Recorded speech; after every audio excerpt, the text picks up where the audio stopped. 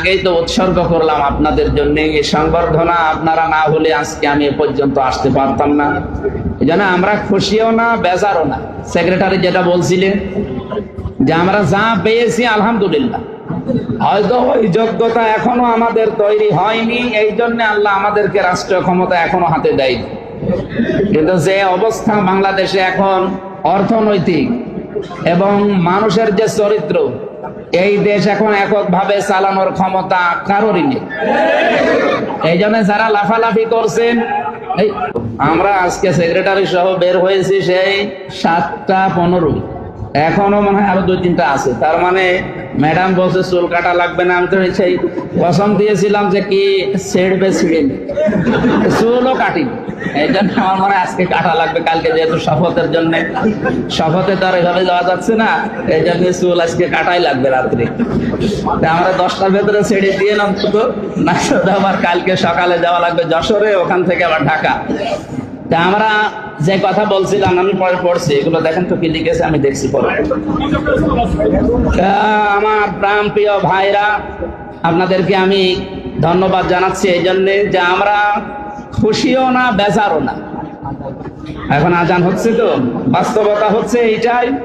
আমরা ওই পর্যায়ে অন্তত এই কয়েক বছরের ভেতরে যদি যেতে পারি, অবশ্যই আল্লাহ তার ওয়াদা, যেটা ওয়াদাল্লাহুল্লাযীনা আমানু মিনকুম ওয়া আমিলুস সালিহাত লা ইস্তাখলিফান্নাহুম ফিল আরদ। অবশ্যই আল্লাহর ওয়াদা, যারা ঈমান আনার পরে যোগ্যতা অর্জন করবে, ভালো ভালো কাজ দিয়ে তাদেরকে জমিনের শাসন ক্ষমতা আল্লাহ দেবেন। এই কথা কি মিথ্যা? সূরা নূরের 55 নম্বর আয়াতে আছে। সুতরাং এইটা আমরা আগামীতে এবার দেখবো ইনশাআল্লাহ। কুষ্টিয়ার সদরে এই 54 বছরে আজও জামাত ইসলামী বাংলাদেশের কেউ এমপি হয়নি। এই প্রথম আল্লাহ আমাদেরকে দিয়ে আরম্ভ করেছে। আগামীতে ইনশাআল্লাহ কুষ্টিয়া আবার 3টা হয়েছে, আগামীতে 4টায় হবে ইনশাআল্লাহ। আমরা যারা এই আবেগে উৎফুল্ল হয়ে অহংকার উদ্যত দেখাচ্ছেন, তাদের উদ্দেশ্যে বলছি, সাংবাদিক আছে এই জন্যে। আজকে যত জায়গায় 13টা ইউনিয়নে ঘোরার কথা ছিল, 12টা ঘুরেছি, একটা এখনো বাকি আছে হরিপুর। যাই করেছেন আপনাদেরকে বলছি, আপনারা থামবে। ধরাকে সরাকান করে ফেলেছে অনেকে, বিভিন্ন জায়গায় মারধর, বাড়িতে কোপ দেওয়া, আগুন দেওয়া, বিভিন্ন জায়গায় দেখতে পাচ্ছি।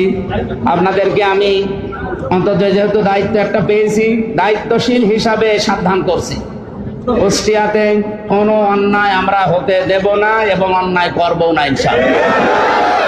আমি অলরেডি কালকে জানিয়েছি যে প্রথম যেহেতু শুরু করবো চাঁদাবাজির এই ক্যান্সারটা মুক্ত করার জন্য, দেখি শপথটা কালকে হয়ে যাক, পরশুদিন মনে হয় হয়ে যাক। এরপরে আমরা আমাদের কাজ 100 দিনের ভেতরে যা যা ওয়াদা করেছিলাম চেষ্টা চালাবো 100 ভাগ ইনশাআল্লাহ।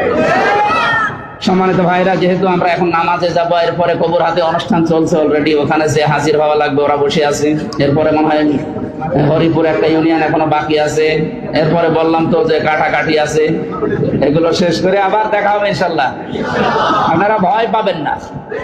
যদি এবার আমরা এমপি হওয়ার পরেও কোনো মানুষ আমাদের ভয় দেখায়, তো আমরা ফেল করা ভালো ছিল। সুতরাং কোনো ভয় নেই, যে যা করবে বাকি আমরা দেখবো ইনশাআল্লাহ। আপনারা আপনাদের কাজ চালিয়ে যাবেন ইখলাস নিয়ে।